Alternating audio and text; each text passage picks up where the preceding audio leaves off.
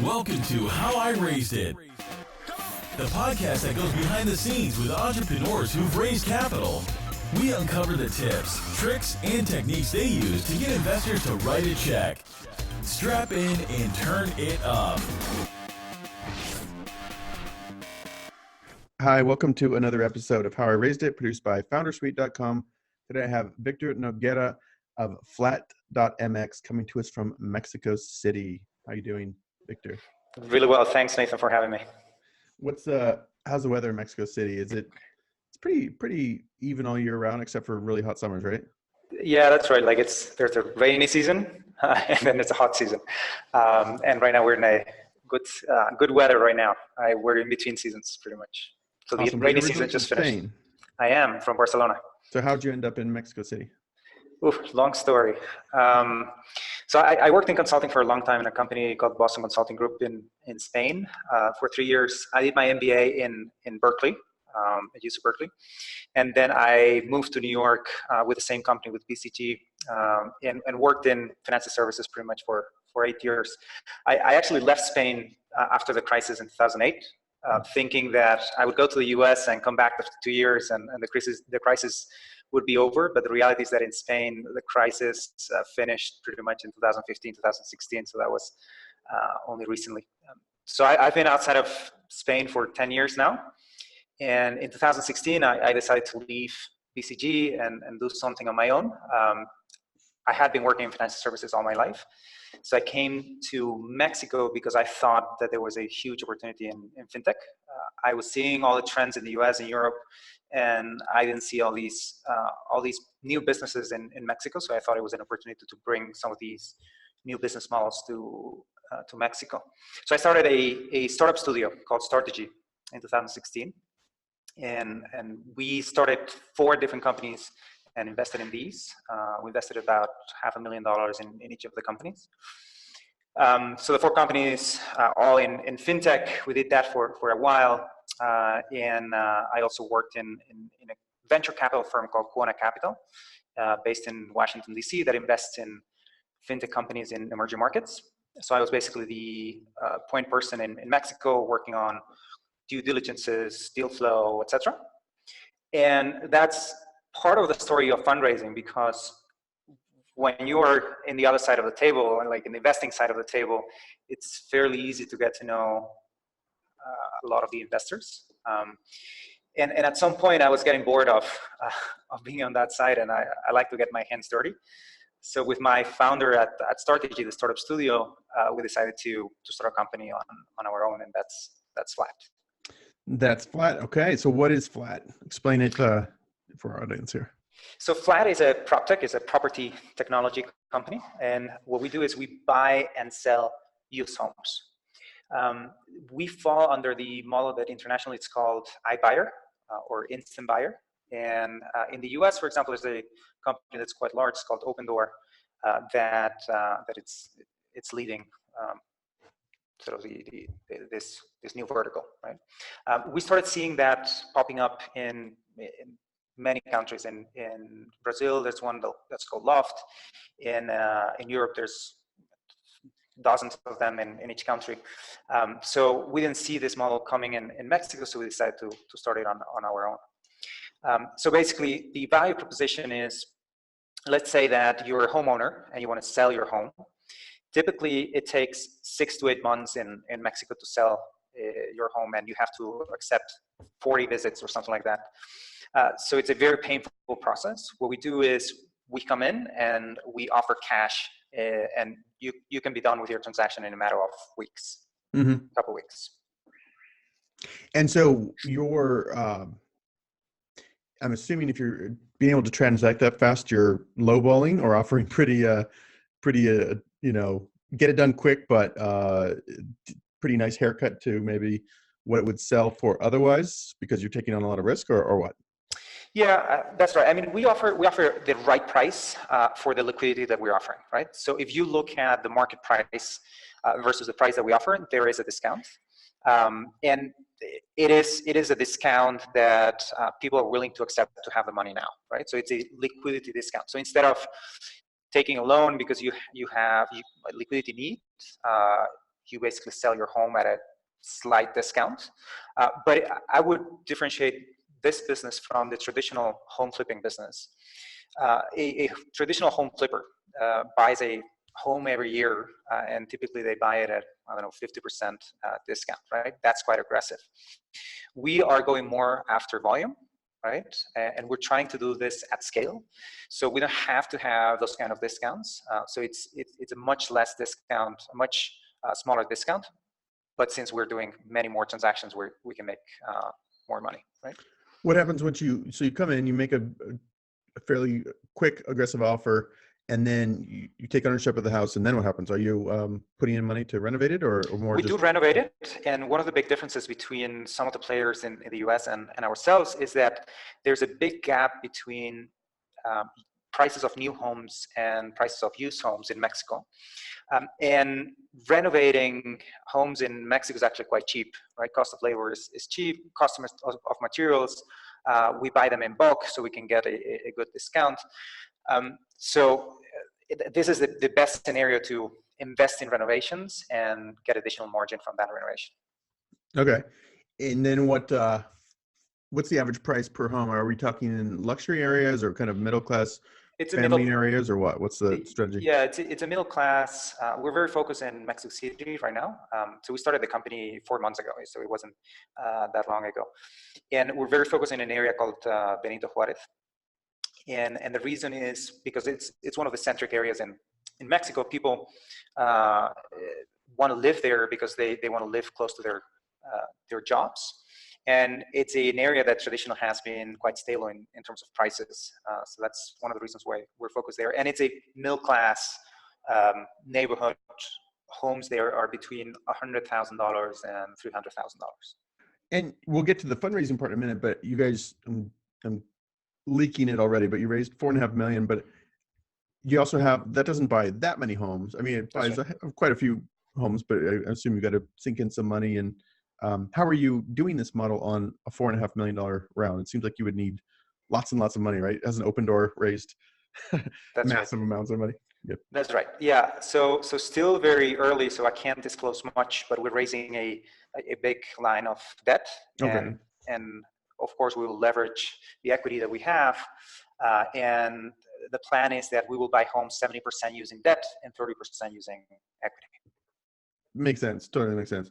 Interesting. Cool. And how many homes have you guys done, or is it still just a early? It's still early, and we are in the first transactions. So we have made close to 100 offers right now. Wow. And closing the first transactions. And I can't disclose numbers, but you can figure out more or less the number. This is always interesting to me when you see these successful U.S. models or startups that you import into other countries. Like what's been sort of what's worked directly and what's had to be modified when you're bringing in kind of the open door model to like the culture of Mexico. Anything? Yeah, no, I mean, we think that just copying and pasting doesn't work, right? The business model needs to be adapted. You take a lot of inspiration from international players, but if you purely copy and paste in a different country, it's not going to work, right? There are several things that are quite unique. One of the biggest differences is data. So data in the US, it's super easy to get. There's something called the MLS where all the brokers publish the transactions, and they can share the homes that they have for sale. And that's very transparent in the US, right? So if you want to know the price of your home, you just look at the last few transactions in your neighborhood and you pretty much can calculate what's the value of your home. In Mexico, that's not true. So there's no MLS. There's no data that's easily available. So what happens is that when people want to price their home, they talk to the neighbor and they say, oh, my home is better than the neighbor. It's always better than of course. The neighbor.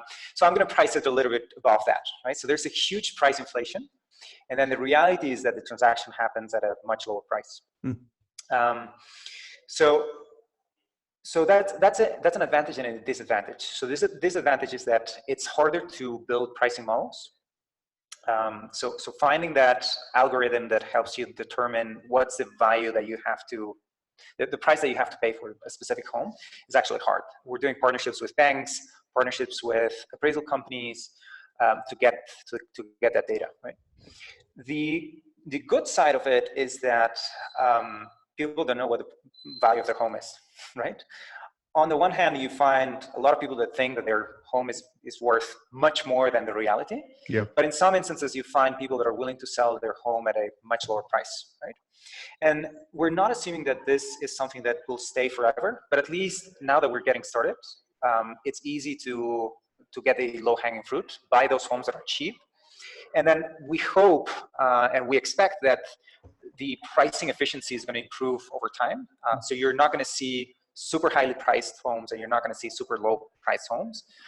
And that's going to get closer to a model similar to an open door where everyone knows the value of their home, right? But the good thing here is that we're able to get better margins because of information arbitrage that we're taking. Well, cool. It sounds like an interesting model for sure. Would this go beyond Mexico, or is Mexico a large enough market that it's, does this translate into other South American markets? Or I guess there's already some players in other South American markets. What do you think? There are other players in other South American markets. And this is probably also another difference with the open door model, for example, right? So the iBuyers in developed markets, they have to be super niche in one product, right? The luxury that we have in Mexico is that there are only a handful of PropTechs, right? There are only a handful of people that are doing innovation in Mexico. So we believe that the iBuyer model in of itself is already a huge market, right? So we don't have the need to go outside of Mexico, but we think it's actually easier to develop other business lines within Mexico than going abroad. And the reason is there are not a lot of economies of scale by going outside, right? So sources of data, you have to start from scratch. Yeah. The legal framework, you have to start from scratch, right? Operations, contractors and things like that, you have to find them again. So pretty much starting in a different country is starting the company from zero. The only exception is some of the technology, but I would say pretty much not all the technology most of the technology is not recyclable. I'd say some of the designs are recyclable, the rendering, the 3D images that we're doing, that is recyclable. The CRM is recyclable, but pretty much that's the only thing that's recyclable, right? And it's easier, in my mind, it's easier to build another business line within the same country than going abroad. Yeah, that's interesting. All right, let's talk about fundraising. So I kind of gave it away a little bit, but how much have you guys raised? Is that $4.5 million accurate? Yeah, it's 4.6 actually, but yeah, 4.5. And that was a seed round, or was that the one and only round, or have you raised? That's the first round. We pretty much raised the money with a PowerPoint, and this is a very special company or business, right? Because this is not the typical business or the typical startup where you start in a garage without any money. You just code some app, put it on the App Store, and see what happens. The MVP or the minimum viable product is buying homes, right? So you need money for that. So it's not something that you can bootstrap. So we focused our efforts in the first few months in fundraising our equity round and the debt round that we're about to close. And we had no business, right? We had no proof of concept. We had nothing. We had a PowerPoint with a nice story, and the only thing that you can have at that stage is a good team. Right? Mm-hmm. From our experience in Startagy, the startup studio, we had built several teams before, and we brought a lot of people that we knew from our past endeavors. So that's why we were able to have a good team before raising anything.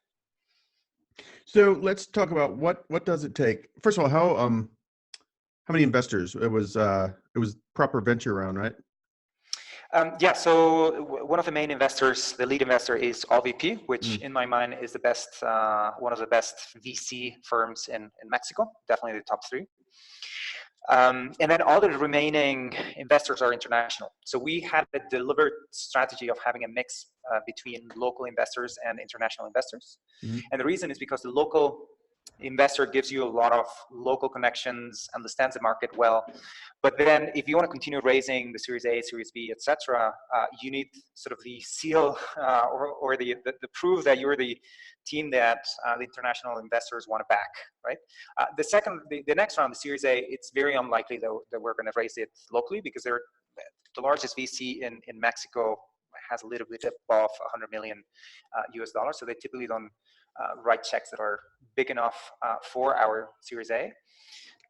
So we'll have to raise the money in the US or in Europe. So we need already somebody who gives us that credibility for the Series A. Interesting. So let's kind of go back a little bit. So talk about, how do you even start to raise money in Mexico, especially how you guys had a team and some ideas. Like, how did you start literally day one? Like, let's go raise money. What did you start to do? You had some connections already from your previous job, but let me put it one more way. If you were, coaching a fellow Mexican entrepreneur who is like, I'm going to go raise that seed round now, where do you start? Yeah. So it's probably unfair because as I said, I already had a lot of connections. I pretty much knew all the local VCs, not so much the international ones, but the local VCs. I pretty much knew everyone. And a piece of advice that it's not something that I'm the one who thought about it. Like a lot of people say this, is that you want to raise money when you don't need the money, right? So we started having a lot of conversations and talking to a lot of VCs saying, hey, we're thinking about prop tech. What do you think? We're thinking about this model or this model. So we started having discussions even about different ideas before we actually raised money. We knew that we wanted to do something in prop tech, but we didn't know exactly what. And VCs are happy to discuss, hey, you should go in this direction or you should go in that other direction, right? So establishing that relationship and that friendship with the partners at the funds is good to do before you actually are in need for the money. Okay. So how did you how did you get ALLVP on, or you already just had a relationship with them, went in and pitched them? Maybe talk us through like how it all came together. And the other guys too. Liquid 2, which has a Joe Montana tie to it, right? Like. Yeah, and I'll tell you a funny story about Joe Montana. But ALLVP was actually quite easy. I knew the guys already. I knew Ferlelo. I knew Federico, the two partners. And Fernando had been in the prop tech space before the ALLVP days. So he started private equity called Umbral Capital. And we deliberately looked for them because we knew they had experience on that. And the funny thing is that they were looking for something, they wanted to invest in something like in our model already. So it was a perfect match from day one, right? We wanted to do something in that space. They were looking for a company in that space. So it was a little bit coincidence that we all wanted to do the same thing. And since there was already a relationship, it was a no-brainer for them. So that was probably the easiest check. The other ones were actually much more difficult. Talk us through those then. Yeah, the other ones, to be honest, ALLVP really helped us a lot. They connected us with pretty much everyone. The only exception was Liquid Ventures, Liquid 2, with Joe Montana as partner, and Michael Ma, who, by the way, Michael Ma is one of the top recommenders to Y Combinator. The way we got to know Liquid 2 was I have a friend who started another prop tech called Casai, Hotel Casai in Mexico. And they raised money from very good investors, including Liquid 2. So I was introduced to Michael Ma. First conversation went really well. And Michael said, hey, I'm going to introduce you to my partner, Joe. And I said, okay. So he sent an email. We were in a trip. We were in LA. We flew to Tijuana. We had to go to Los Angeles. And since we didn't have any money, so we flew to Tijuana because it was cheaper to fly to Tijuana as opposed to flying to LA. It was like literally 5 times cheaper. So we flew to Tijuana and drove up to LA. And on our way back, we had this call with Joe. We had to stop in a parking lot on the way, right? Like we thought, hey, we're going to talk to Joe, so no big deal. We just stop on the way and have this conversation. So I don't know anything about sports, and Joe Montana didn't mean anything to me, but literally nothing to me. So I told my partner, who was with me at the car, hey, let's talk to Joe. And We started talking to Joe, and it looks like a very senior guy, very smart comments, very good questions. And he said, yeah, I was in Mexico filming some commercials, and I thought, oh, he must be a producer or a cameraman or something. And then at the end of the call, I said, hey, Bernardo, my partner, check who this guy is, because it looks like very senior. He's been involved in like many different things. And Bernardo was like, Joe Montana? I said, who's Joe Montana? Hannah Montana's father, or who is he? and he said, oh no, he's one of the best football players. And I said, oh, I didn't know about it. And the funny thing is that he's a super fan of Joe Montana. And I think it was a good thing that we didn't know who he was, because we could have a friendly conversation, like not thinking that you're talking to a very famous person, right? So I think all in all, it's a good thing that we didn't know about him. Yeah, I was going to ask that. I think it actually probably does, because it'd be hard not to be starstruck. And he probably gets people pitching him, entrepreneurs who are, big fans, and they probably are annoying, right? Yeah. So it's probably a good thing. Interesting. Good. What other, so are there many VCs in Mexico? Are there many angel investors? What's sort of the funding environment like in Mexico? Is there much of I know there are pretty good startup scene. We see a lot of them on Founder Suite. I have a lot of Mexican customers, but what's the funding scene like? It's getting much better. I'd say the VC industry started in Mexico 7-8 years ago. So it's very recent, but now it's getting better and better. Now you started seeing some exits. So recently there was an announcement that actually ALLVP, our lead investor, was one of the main investors in Corner Shop that sold a big stake to Uber. Corner Shop is the equivalent of Instacart in Latin America, and Chile and Mexico. So you start seeing several exits, and that's great for the industry, right? Because now you start seeing a lot of entrepreneurs that are seeing that there's a light at the end of the tunnel, right? So it's getting better. It's getting better. The thing is, some of the funds that started as a seed fund, now they have graduated to a Series A. So now there's a gap for the pre-seed stage that I hope new funds come in and establish themselves in that place.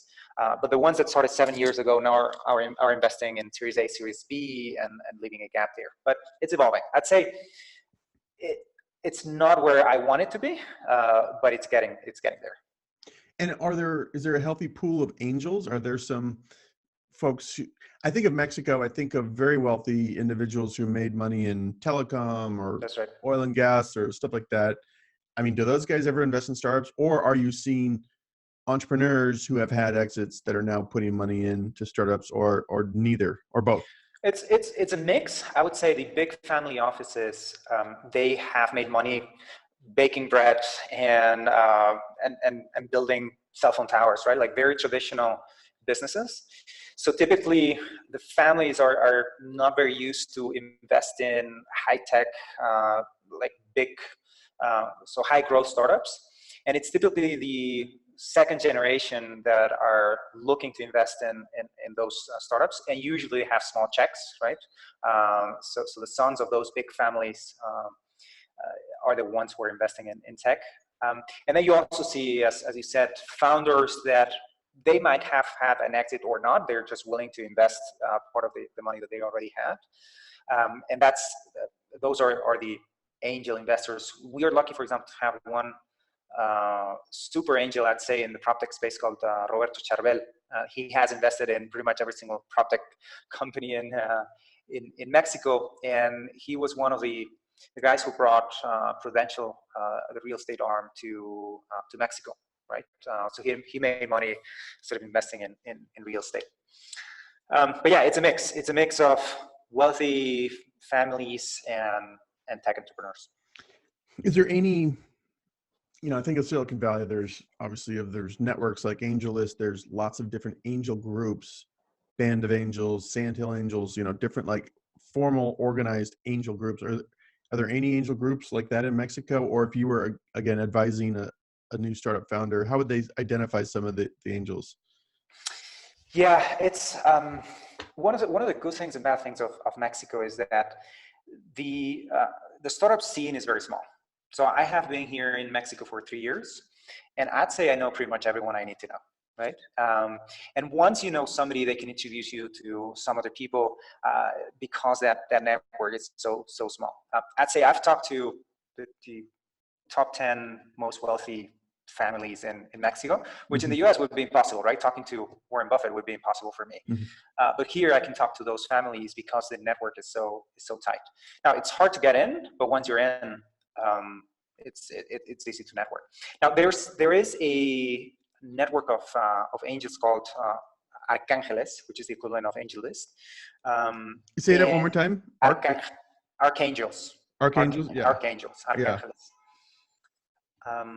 And that's a really good network, but I think in Mexico still there's not a lot of people that are willing to invest angel money without knowing the entrepreneur beforehand, right? Like people still want to know the story of the entrepreneur. They want to establish a relationship, and once you have established that relationship, then they invest money, right? So still you have to make that connection. I think publishing something on Archangels and getting funded is pretty much impossible. You mentioned a few minutes ago about, some of these family offices, which are the wealthy investment arms of, some of the industrialists, and like the second generation are making some investments. Are they pretty risk averse? I mean, they're looking for like cash flow, or are they really angel investing? You know what I'm asking? Yeah, no, I'd say like those wealthy families that have billions and billions, a check of pretty much like, I don't know, a check of 5 million or a fund of 5 million, it's pocket money, right? Or monopoly money for them. So in those instances that the second generation is investing, they're doing real angel investing, right? With no unit economics proven at the beginning and so on. Some families, I'd say, are more risk averse than others. But if there is that second generation that are investing, they do like traditional angel investing. Yeah, no, it's interesting. And I mean, maybe we already covered, but any other tips to getting in and getting into those groups, or just sort of starting networking in the startup space? Like, it seems to me it'd be hard to crack into those family offices, but it's not that hard. It looks hard because they're not on the internet, right? Like they're not on LinkedIn. People are they're not willing to publish that they're in either working in a family offices or they come from a wealthy family because of security issues, right? So most of the family offices are super low profile. You see them on the street and you would never guess that they're wealthy. But at the end of the day, my philosophy is that good entrepreneurs bring good entrepreneurs, right? The friends of good entrepreneurs, the likelihood of them being good entrepreneurs is high. So if you get into introductions from good entrepreneurs, it's the best introduction, right? Like the example I gave you on Kasai. So he introduced me to several VCs and angel investors, and when you have an introduction like that, it's the best, right? So I mean, getting to the family offices and most of the VCs in Mexico City have raised money from family offices, right? Right. So they do already have the connections. Interesting. All right, very good. Well, this has been interesting. It's a great peek into any other tips or things that are different in fundraising in Mexico versus fundraising in the US, either things that are different or tips for entrepreneurs that we haven't covered. Yeah, we mentioned that already, but I think the combination of having a local investor and an international investor, for me, it's a game changer, right? Having only international investors or having only local investors, I don't think is a good way to go. I'd say most of the entrepreneurs in Mexico start raising money only from local investors, but I'd say there are a bunch of seed investors in the US that are looking to invest in Mexico and they don't know how. So I would also focus my efforts in raising money in the US. So let's talk on that just for a moment. Then I'll let you go. How do you kind of crack, if you're a Mexican entrepreneur, and maybe you've got interest from a local investor, how do you start to crack international investors or Silicon Valley investors? What's the method or tip there? Yeah, that's hard because usually your network is in either one place or the other, right? It's hard to have a strong network in the US and in Mexico. I don't know. I mean, I had the luck that I did my MBA in the US. I had a lot of connections, and I built my connections in the US through strategies, through the company builder, the startup studio. So I'd say like network is the only way to go, and it takes time, right? It took me 3 years to build that network in Mexico, and 8 years in the US. So it's not something that it's easy to build from day one, right? The other route is going through an acceleration program. The good thing is in Mexico, 500 Startups is based in Mexico City, and they gather all the Latin American investments. So going through one of those programs can give you a lot of exposure to investors. So for somebody who doesn't have a network, that would be one of my advice, like to go through Y Combinator or 500 Startups or TechCrunch to get the word out. Yeah, and I know I haven't talked to these guys in a long time, but there's a Manos Accelerator. I'm assuming they're still around. MANOS is a Latino focused accelerator here in Silicon Valley, so that would be another one too. Yeah, I haven't heard of them, but I'll check it out. All right, very good. Well, this is super interesting stuff. Anything you want to promote or plug, or just have people check out Flat.mx? Yeah, just check it out. It's still a very early website. So somebody published it on Product Hunt, complaining, oh, it's not working. And I still, one of the quotes that I like a lot is one by Reid Hoffman that says that you have to be ashamed by the first product that you launch. We are ashamed of the first product that we launched, but we're improving it, right? It's part of the philosophy that let's start with something, let's get feedback quickly, and let's iterate quickly. We're following that philosophy. So check it out, give us feedback, tell us what you think, and yeah, we're happy to talk to people who can provide feedback. All right, Victor, thanks so much. Well, good luck raising the debt piece of this, and I'm sure many more rounds to come. We'll catch you after the next round. Thanks so much, Nathan. Muchas gracias. Bye. Adios. Bye.